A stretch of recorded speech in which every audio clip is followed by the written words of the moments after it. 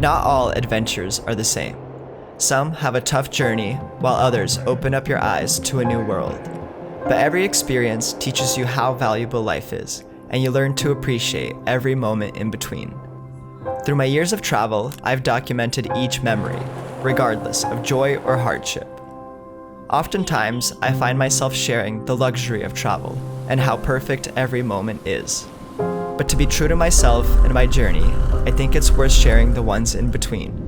For these adventures are the ones that build character and help you appreciate the little things. These are the stories I have never shared. The first story begins in the nomadic land of Mongolia, a terrain filled with remarkable scenery connected by a vast and rugged terrain. I ventured out with my friends from Follow the Tracks on a nomadic road trip across the country, each point of interest spanning hundreds of kilometers apart. This 2-week journey opened up my eyes to a new world, from camping with generational farmers to learning the ways of an eagle hunter.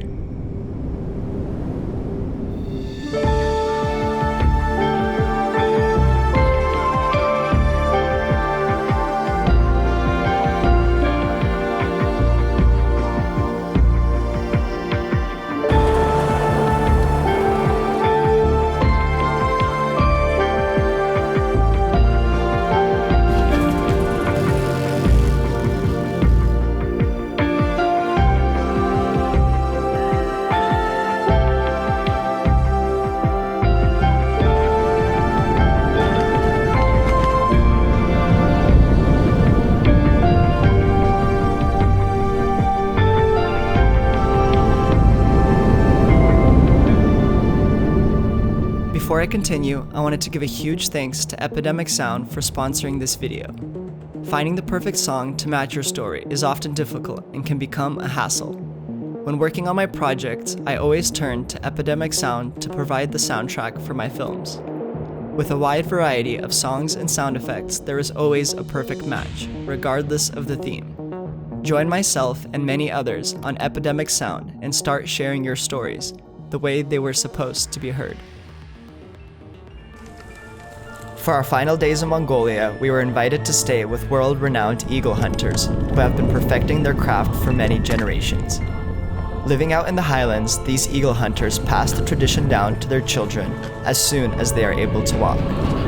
This practice is a way of life and puts food on the table for them and their families.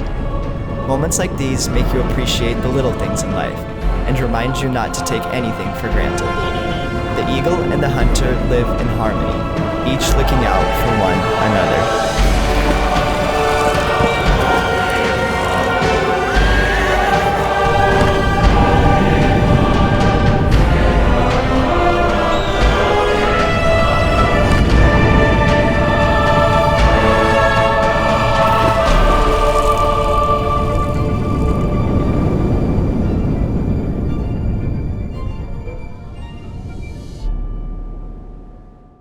The next story begins on the beautiful island of Palawan, located in the Philippines. Keen, Ines, and myself set out to explore the rolling hills and endless waterfalls.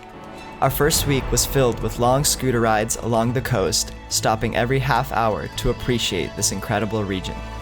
There was an adventure to be had around every corner.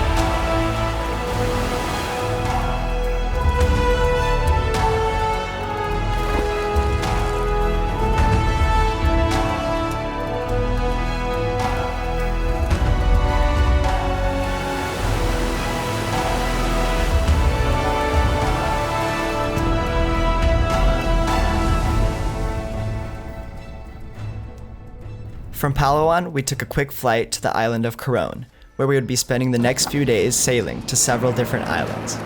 Right before we headed out, we made a quick stop at the local market to stock up on food and took a sunset helicopter flight to see exactly what we were getting ourselves into.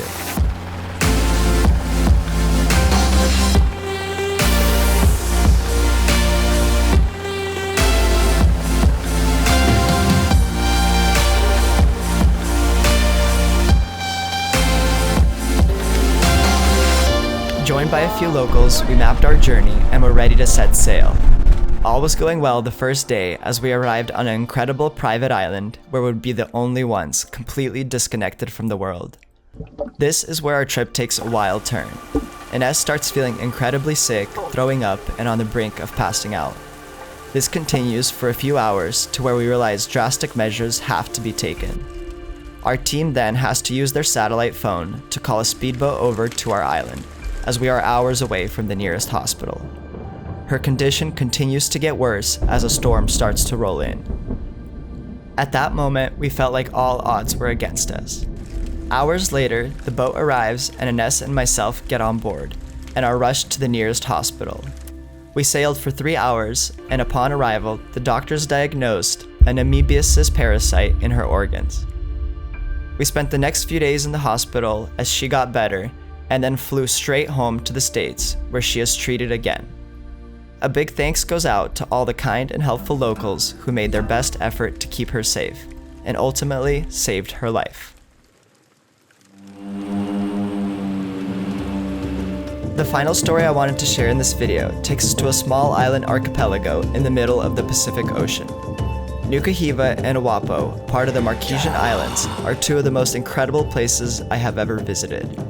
Rich with history dating back to tribal wars and cannibalism, the time spent there has forever been engraved in my mind.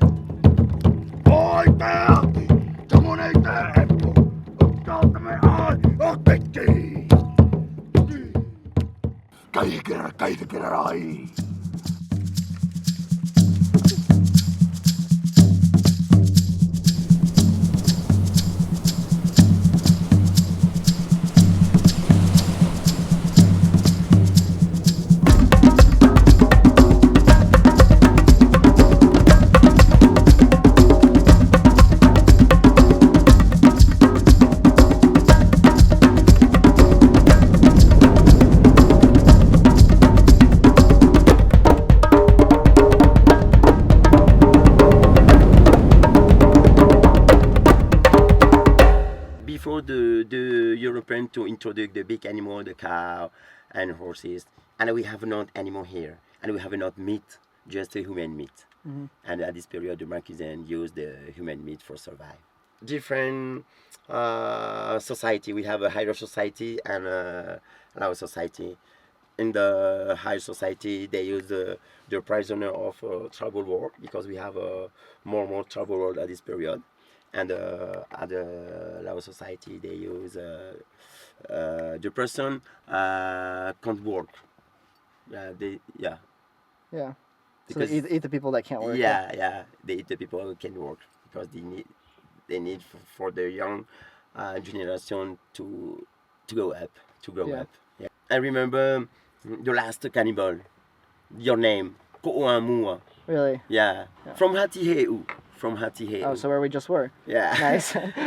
This period, the Marquesan people, for them, if the person stay at higher societies, this person has a big brain, because for them, the power, the intelligence stay in the brain. Yeah. And they eat the brain for take your power, for take your intelligence. Yeah. When the shift to kill another shift, they eat just two parts of your body, the brain and your eyes.